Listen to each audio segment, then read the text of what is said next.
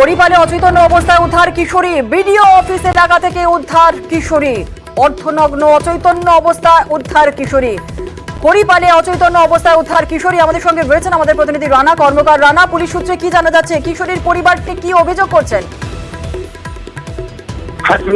গতকাল রাত্রে ঠিক 9টা নাগাদ হরিপাল থানা গোপীনগর যে মোড় এলাকায় একটি পাড়ার গলির মধ্যে এই সিঙ্গুরের গোলাম মহিনীর ছাত্রী, নবম শ্রেণীর ছাত্রী, তার অর্ধনগ্ন অচৈতন্য অবস্থার রাস্তায় পড়েছিল। স্থানীয় মানুষজন তাকে উদ্ধার করে হরিপাল থানার খবর দিলে পুলিশ নিয়ে যায়। ঘটনা যেটা জানা যাচ্ছে যে এই মেয়েটি সিঙ্গুর গোলাম মহিনী স্কুলের নবম শ্রেণীর ছাত্রী।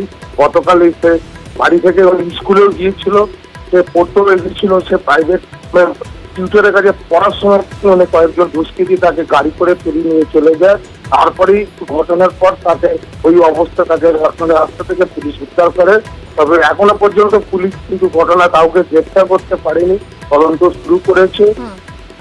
এই ঘটনা নিয়ে কিন্তু আবার নতুন করে একটা উত্তেজনা তৈরি হয়েছে। সকাল থেকে হরিপালে বিভিন্ন মোড়ে মোড়ে ঘটনা তৈরি যেমন হচ্ছে।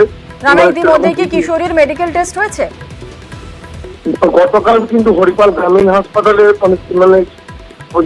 নাবালিকা যে বালিকা তার কিন্তু মেডিকেল টেস্ট হয়েছে। কিন্তু তারপরেও আজকেও পুলিশ কিন্তু তাকে চন্দননগর পাদাবাড়ি হাসপাতালে, এখান থেকে তাকে আবার মেডিকেল করানো হবে। বেশ, ধন্যবাদ।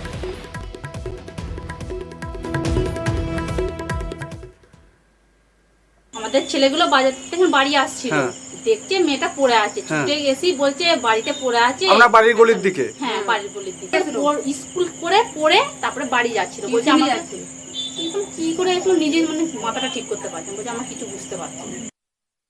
হরিপাল থানার মূল সেন্টার একদম হচ্ছে হরিপাল বাজার থেকে 600 মিটার দূরে আমাদের 18 নম্বর রাস্তার একটা গলি অন্ধকারের মধ্যে একটি ছাত্রী, ওই এলাকার মহিলারা দেখতে পায় তার শরীরের কোনো পোশাক ছিল না।